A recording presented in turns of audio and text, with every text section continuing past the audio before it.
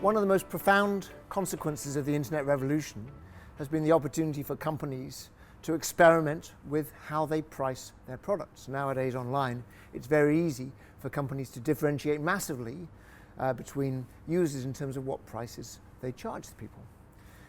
At the extreme, there is a model that's called Paywhatyouwant, the idea that essentially people can choose to pay nothing to get hold of a product. And we've seen it quite often used by book publishers, we've seen it quite often in the world of music. But can that model also work in a more traditional product area? A team from Roche Diagnostics, the Swiss pharmaceutical company, decided to experiment in exactly that way. They took a simple blood test product where you go into your GP surgery and you do a little blood test and it gives you results quite quickly as to whether you've got any sort of indications that you need further tests.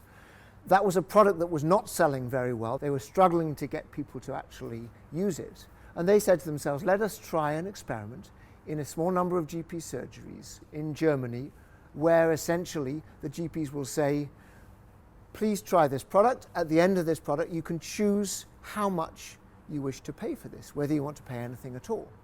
And over the course of 3 months, in just 4 GP surgeries, they managed to get 240 people in a particular age range to try using this blood test that would never have used it before.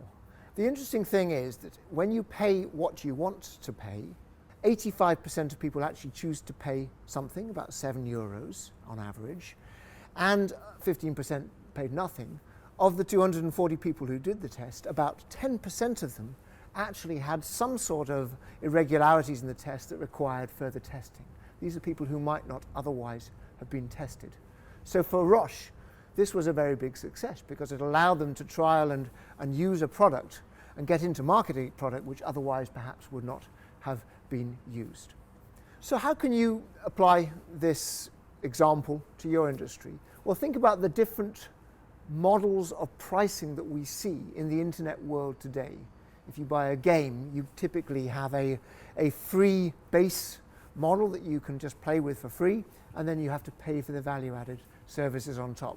Spotify has a very different model where you pay for the right to stream an endless amount of content rather than buying individual songs.